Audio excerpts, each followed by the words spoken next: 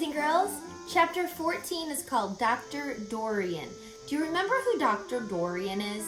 We haven't met this character yet, but remember Mrs. Arable told Mr. Arable she was going to call Dr. Dorian. Do you remember why?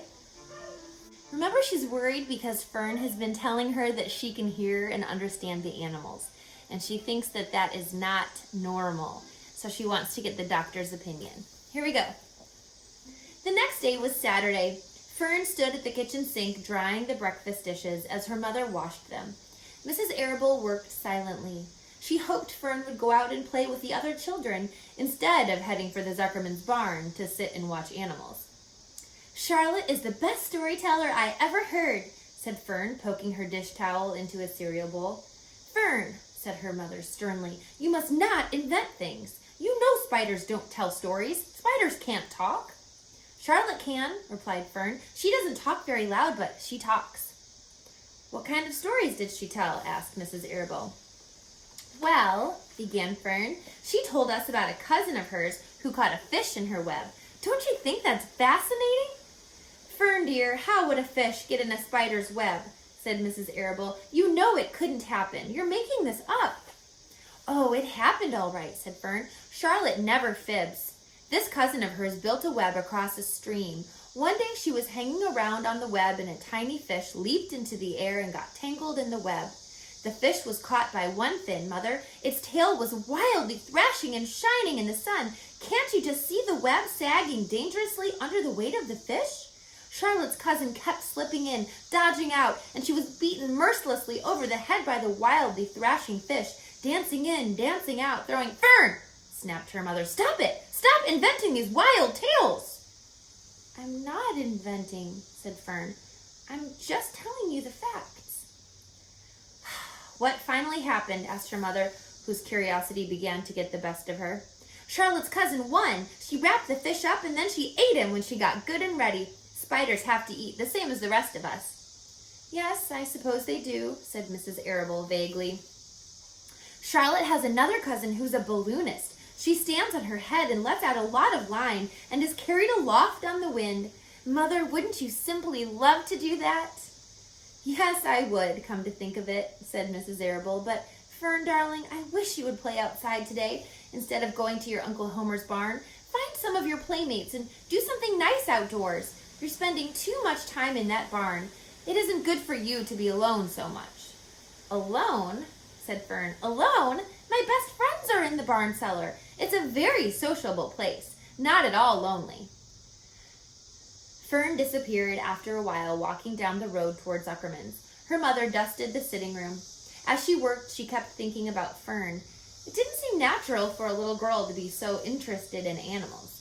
Finally, Mrs. Arable made up her mind she would pay a call on old Dr. Dorian and ask his advice. She got in the car and drove to his office in the village. Dr. Dorian had a thick beard. He was glad to see Mrs. Arable and gave her a comfortable chair. "It's about Fern," she explained. "Fern spends entirely too much time in the Zuckerman's barn. It doesn't seem normal. She sits on a milk stool in a corner of the barn cellar near the pig pen and watches animals hour after hour. She just sits and listens." Dr. Dorian leaned back and closed his eyes. "How enchanting," he said. "It must be real nice and quiet down there. Homer has some sheep, hasn't he?"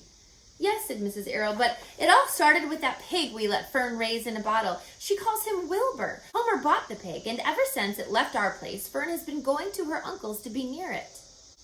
"I've been hearing things about that pig," said Dr. Dorian, opening his eyes. "They say he's quite a pig."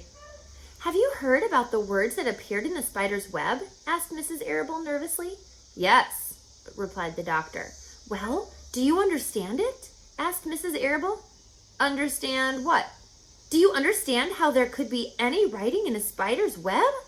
"Oh, no," said Dr. Dorian. "I don't understand it. But for that matter, I don't understand how a spider learned to spin a web in the first place. When the words appeared, everyone said they were a miracle. But nobody pointed out that the web itself is a miracle." "What's miraculous about a spider's web?" asked Mrs. Arable. "I don't see why you say a web is a miracle. It's just a web." "Ever try to spin one?" asked Dr. Dorian. Mrs. Arable shifted uneasily in her chair. "No," she replied, "but I can crochet a doily and I can knit a sock." "Sure," said the doctor, "but somebody taught you, didn't they?" "My mother taught me." "Well, who taught a spider? A young spider knows how to spin a web without any instructions from anybody. Don't you regard that as a miracle?" "I suppose so," said Mrs. Arable. "I never looked at it that way before. Still, I don't understand how those words got into the web. I don't understand it, and I don't like what I can't understand." "None of us do," said Dr. Dorian, sighing. "I'm a doctor. Doctors are supposed to understand everything, but I don't understand everything, and I don't intend to let it worry me." Mrs. Arable fidgeted. "Fern says the animals talk to each other. Dr. Dorian, do you believe animals talk?" "I never heard one say anything," he replied, "but that proves nothing. It is quite possible that an animal has spoken civilly to me, and that I didn't catch the remark because I wasn't paying attention. Children pay better attention than grown-ups. If Fern says that the animals in Zuckerman's barn talk, I'm quite ready to believe her. Perhaps if people talked less, animals would talk more. People are incessant talkers. I can give you my word on that." "Well, I feel better about Fern," said Mrs. Arable. "You don't think I need to worry about her?" "Does she look well?" asked the doctor. "Oh, yes." "Appetite good?" "Oh, yes, she's always hungry." "Sleeps well at night?" "Oh, yes." "Then don't worry," said the doctor. "Do you think she'll ever start talking about something besides pigs and sheep and geese and spiders?" "How old is Fern?" "She's 8. "Well," said Dr. Dorian, "I think she will always love animals, but I doubt that she spends her entire life in Homer Zuckerman's barn cellar. How about boys? Does she know any boys?" "She knows Henry Fussy," said Mrs. Arable brightly. Dr. Dorian closed his eyes and went into a deep thought.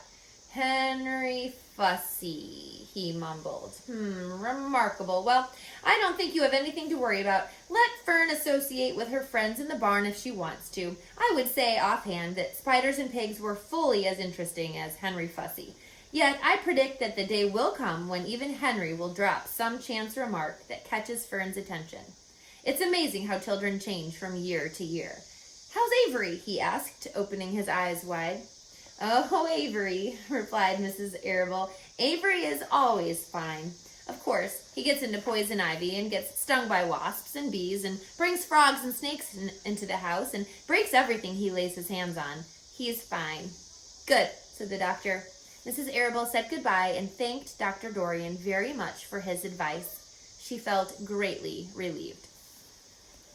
What do you think about that? Do you think animals can talk to us and we're just not paying attention?